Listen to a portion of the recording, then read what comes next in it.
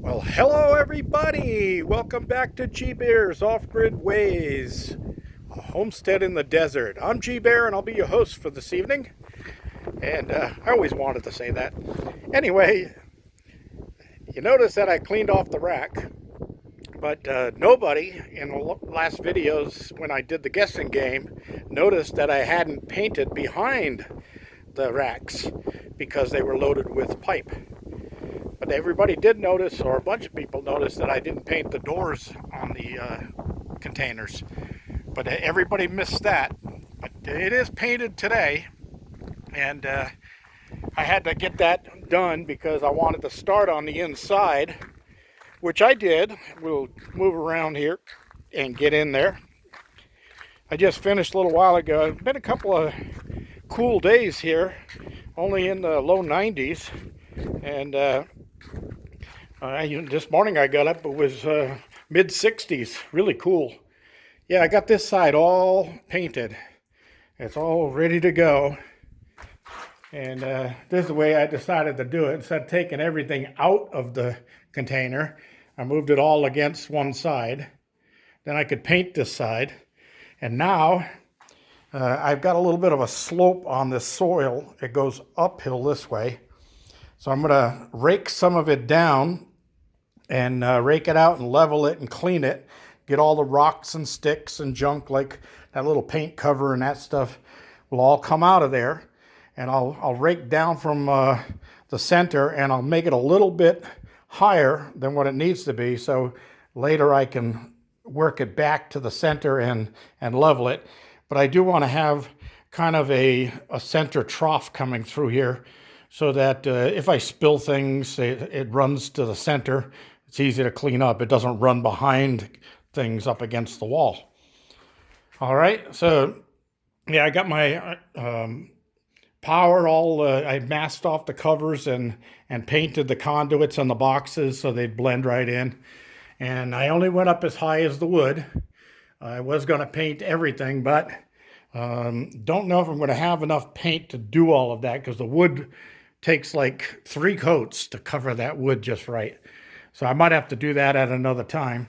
And that back wall over there, I'm still going to insulate that and put panels on the inside. So that's more secure and that's the hot side of the container. So I want to be able to block the sun from hitting there and beating on through. And I got a couple more of the doors here. These I'm going to take apart. And there's actually a total of 3 panes of glass in each one of these doors. There's a double pane of tempered on the outside, and it's low E. And then there's a single pane which is actually has blinds built into it on the inside. So I get 3 from here and 3 from that one. And then inside of the container, I've got think 3 or 4 slightly smaller ones. So that might be all I need for glass to build a nice greenhouse for the winter. And the reason I ended up with these is dry rot got to them and just ate them all up. So I think termites got in there too. So it looks like somebody tried termite spray on them, but anyway, yeah, I don't need the frames. I just need the glass. So here's one of the ones with the blinds on it is loose. All right, so it looks like if the weather permits tomorrow. Yesterday I was just all out of sorts. I swear, I think somebody slipped me a Mickey or something. I was just really out of sorts. I was doing all kinds of things wrong. But anyway, tomorrow I'm going to move all this stuff back on this side maybe, or I'm going to go in, and I think this is a better option. I'm going to go into town, grab the wood I need, and I'm going to put an upper shelf all the way across this side here so I can start putting some of this stuff away that doesn't need to be down here on the ground. I'll get it up there where it belongs, out of the way, into total storage. And then on the fascia of the shelves, I'll have labels that'll tell me what is right above there. So it'd be easy to find. I also have a friend, Bill, who has got a whole bunch of survival food, the kind that lasts forever. You know, it's in cases, and he doesn't want it anymore, so he told me I could take it all. So I'm going to, but I need a place to put it. So I will be putting in storage shelves on this side, which is the higher side, and the cooler side. So I'm going to put the food all up above this side and have that all ready to go in case of an emergency, and never have to worry about starving. All right, so I've got a lot of stuff in here that doesn't need to be in here, and I've got a lot of empty paint cans. I'm going to get all those paint cans together and start taking them to the dump, and because there's nothing in them anymore. I've drained them out. I had to mix a little more paint into this one, so the color is just a little bit different. But if you look at it, you can hardly tell. I mean, really, it didn't make that much difference. I threw a can of tan, a can of yellow, and a can of kind of almost a very light mauve color. That's that one down there. To get 3 more gallons into there, so I'd have plenty to paint this. Right now I've got about 2.5 gallons left in that container, which will do this whole wall. And I do have some really bad rusty spots there, so I'm going to take a sander to those and put a double coat of primer on them, just so they don't bleed back through again, and get this all put together. All right, I have to get this done with so I can get my trailer out of the way here and close this door down so I don't have any slithery friends taking up tenancy in this place and refusing to move when I look at them. Yeah, rattlesnakes, that's what I'm talking about. But yeah, for a while my little roadrunners disappeared, but every morning and every afternoon they're back again, so I enjoy them. They keep the snakes at bay. Of course, they do go after the lizards too, and I got a bunch of little lizards this year.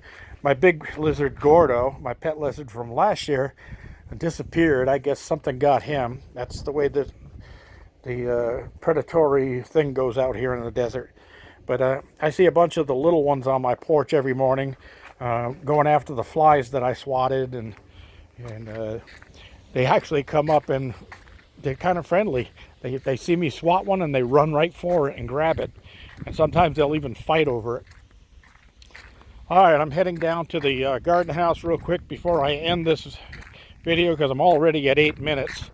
I've got 2 more days before my bandwidth is recovered, but it's going to probably take me 3 hours to upload this one tonight, so I'll try to get through this quickly. As you can see, I got all my tomato plants all pruned, and got those into the prunings all went into the compost bin. So yeah, they're all cleaned up and doing better. And one of the things I want to mention about pruning is, again, is I was going to sneeze here. The thing about pruning is that you don't want to grow bush, and you don't want to grow tomatoes. So you can take off everything that's not needed. So see, this is what they call a sucker. Okay, it comes up here and starts a new branch, and right below it is a branch, and the leaves are what grab the sun for photosynthesis. So once a sucker is completely established at this size, you can cut off that branch below it. It's not needed anymore.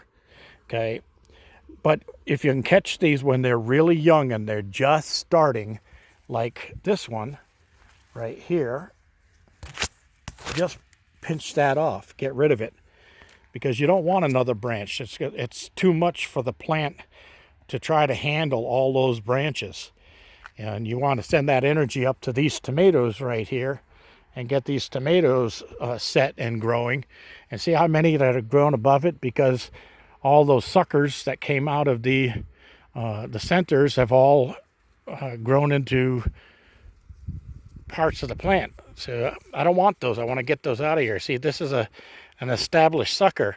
So this branch right below it, that doesn't have to be there. So you're going to take that off. And you can prune these off and or cut them off. I usually like to take off two below the established sucker or the new established plant. But I'll take off this one probably there. So those two will come off.